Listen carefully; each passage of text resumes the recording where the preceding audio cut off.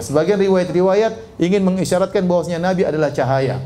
Dan riwayat-riwayat tersebut semuanya lemah. Ya. Bahkan ada riwayat yang palsu, hadis palsu yang diyakini oleh sebagian orang-orang sufi, ya, bahwasanya Rasulullah pernah ditanya, ya Rasulullah, bagaimana tentang penciptaan alam semesta?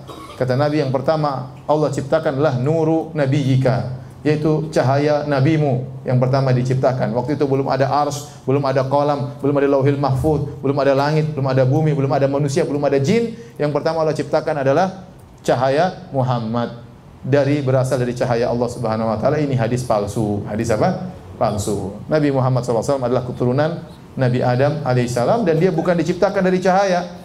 Yang diciptakan dari cahaya adalah malaikat. Adapun seluruh manusia, kata Nabi SAW, kullukum min Adam wa Adamu min turab. Seluruh kalian berasal dari Nabi Adam dan Adam tercipta dari tanah. Nabi Muhammad SAW berkata, ana sayyidu waladi Adam yaumal qiyamah. Aku adalah keturunan Adam, yang paling pemimpin keturunan Adam pada hari kiamat kelak. Wala fakhar, dan aku tidak sombong. Adapun hadis palsu tadi mengesankan seakan-akan Nabi dulu sebelum ada Nabi Adam. Ada cahaya dahulu, baru kemudian ada Nabi Adam dan malaikat dan jin dan yang lain. Ini semua adalah tidak benar, ini hadis palsu.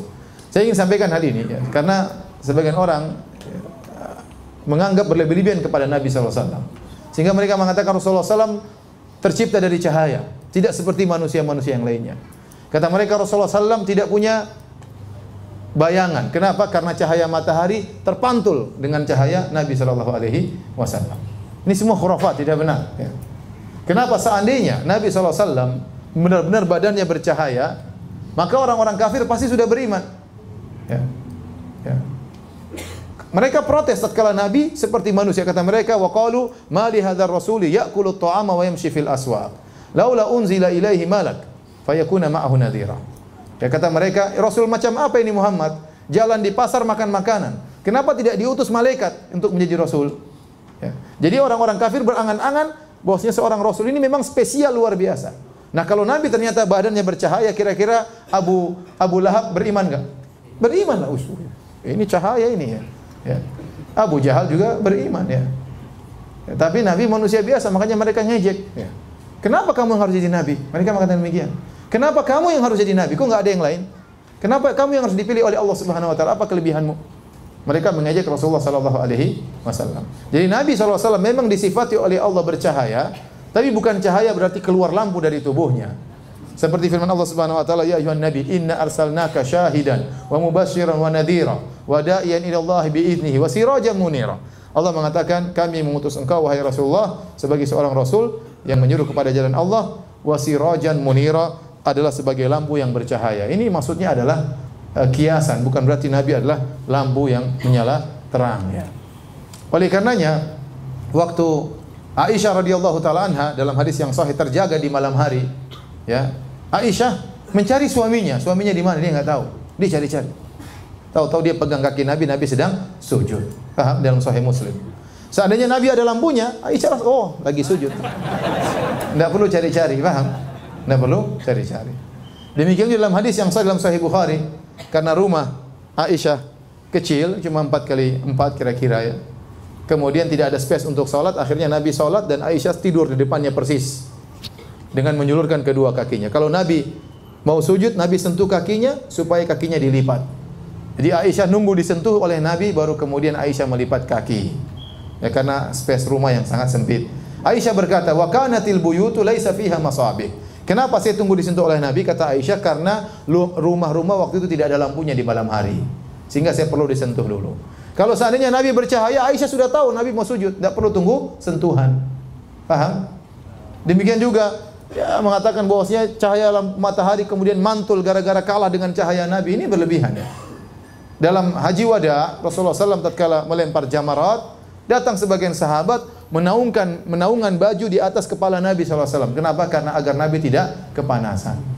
Ya, jadi kita katakan Nabi bercahaya, ilmunya bercahaya, wajahnya bercahaya, tapi bukan seperti lampu yang disangkakan oleh sebagian orang-orang berlebihan tentang Nur Muhammad. Berlebihan tentang Nur Muhammad, dan hadis tentang Nur Muhammad itu hadis palsu. Tidak boleh diyakini, karena akidah tidak boleh dibangun di atas hadis palsu. Saya alhamdulillah diizinkan Allah belajar hadis kepada ahli hadis. Di situ kita ditegur oleh banyak ahli hadis.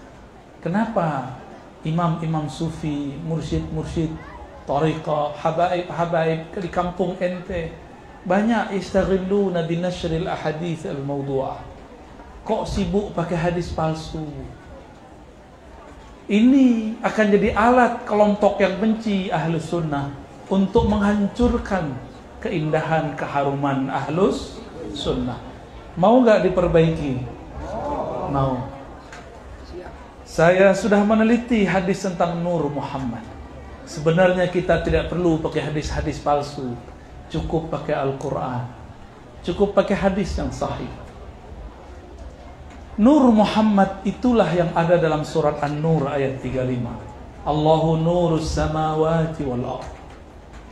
Sayyid Ahmad bin Idris Al-Idrisi mengatakan itulah Nur Muhammad sallallahu alaihi wasallam. Nurnya bukan nur, nurun ala nur. Cahaya, tapi bukan cahaya ini. Cahayanya tidak bikin silau, cahayanya bikin teduh. Cahaya Nabi Muhammad sallallahu alaihi wasallam. Ketika cahayanya menempel pada Sayyidina Anas, Sayyidina Al-Bara, para sahabat-sahabat Al-Mukramun radhiyallahu ta'ala anhum. Lalu datang tabi'in, murid-murid sahabat yang tidak sempat bertemu baginda Rasul sallallahu alaihi wasallam. Apa kata mereka? Wahai Anas, izinkan kami mencium tangan yang tangan itu pernah mencium tangan Rasulullah sallallahu alaihi wasallam. Mereka datang kepada Zaid bin Thabit, datang kepada Jabir, datang kepada Al-Bara, datang kepada sahabat Nabi. Apa kata mereka? Wahai sahabat Rasulullah, izinkan aku mencium, mentakbil mata yang dulu memandang makhluk yang paling sempurna, makhluk al-munazzal alaihi al-Quran, yang diturunkan Quran kepadanya. Dialah nurul Quran, baginda Nabi Muhammad sallallahu alaihi wasallam. Ada sahabat paling muda namanya Abu Juhaifah, diriwayatkan dalam hadis Imam Al-Bukhari dan Muslim. Apa kata beliau ketika Rasulullah wafat, umurnya belum sampai 15 tahun, qabla murahiq. Apa kata beliau ketika Nabi yakhruj ila al-Batha, ketika Nabi keluar ke suatu tempat namanya Batha, yang kita sebut-sebut dalam syair. Semua manusia yang ada, Batha itu di Makkah, semua orang menyambut beliau. Mereka menyambut, mengambil tangan beliau. Siapa yang tidak mendapatkan tangan beliau, mereka ambil tangan orang yang memegang tangan beliau, sekedar ingin mengambil barakah dari tangan Rasulullah sallallahu alaihi wasallam. Apa gerangan di tangan itu?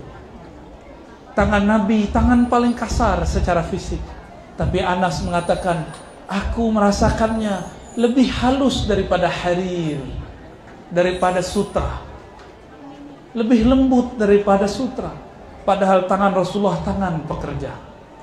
Ada apa pada Anas? Ternyata Anas mencintai nurnya Nabi Muhammad sallallahu alaihi wasallam. Nur inilah yang membuat kita bisa berkumpul sekarang. Jika nur itu tidak ada di dalam kolbu kita, maka kita tidak berkumpul. Mana ada orang pasar ngaji maulid ya. Pasar kalau di Jakarta rata-rata anti maulid. Tahu ya? Pasar di Jakarta itu membid'ahkan maulid, bahkan mengatakan maulid itu tasyabbuh bin Nasara, menyerupai Nasrani. Mereka mengatakan bahwa tabarruk itu syirik. Apa arti tabarruk? Mengambil berkah. Tabarruk itu salah satu sunnah yang mesti kita hidupkan di zaman ini. Tapi jangan berlebihan. Al-barakah al-mutlaqah min indillahi tabaraka wa ta'ala. Keberkahan hakiki milik Allah, tapi diturunkan kepada Sayyid Al-Barakat, Sayyidina Muhammad sallallahu alaihi wasallam.